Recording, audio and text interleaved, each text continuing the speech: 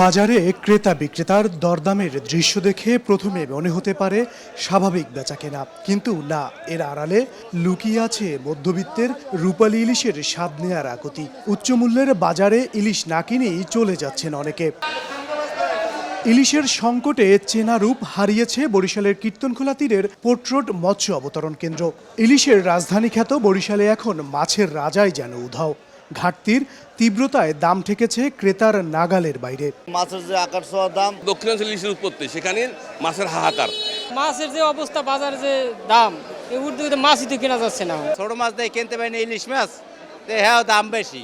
গরিবের জন্য ইলিশ মাছ খাওয়া যাবে না। পোর্ট রোড মৎস্য আড়তদার সমিতি বলছে, চলতি মৌসুমে ইলিশের আমদানি ঠেকেছে 30 থেকে 38 মনে। দাবি, বিগত বছরগুলোর চেয়ে এবার নদী যেন একেবারেই শূন্য। ছোটবেলায় ছিলাম, ওই যে সময় বাবার সাথে যাইতাম, ওই সময় অনেক মাছ ছিল। এখন দীর্ঘ 2-3 বছর ধরে ততটা মাছ নাই নদীতে। মাছ নাই নদী, এই কারণে মাছের দামটা বৃদ্ধি। এবং ওই জাটকি মনে করেন আগে কিছু জাটকি ওঠে, দাম একটু সীমিত মধ্যে থাকতো, আর জাটকি মেটকি ওঠে না। এই সময়কালে মিষ্টি পানিতে মাছ কম থাকে।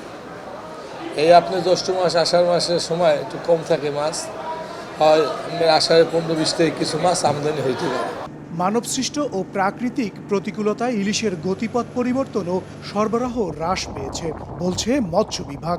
এর উপর আমাদের দূষণ একটা বড় ফ্যাক্টর, দূষণ অতি আহরণ একটা বড় ফ্যাক্টর। আমাদের জেলে আর মাছের অনুপাত ঠিক না, যে পরিমাণ জেলে থাকলে তাতে বেশি জেলে মাছ ধরে। ম্যানমেড কারণ এবং ন্যাচারাল দুটা মিলিয়েই মাছের সংখ্যাটা একটু কম।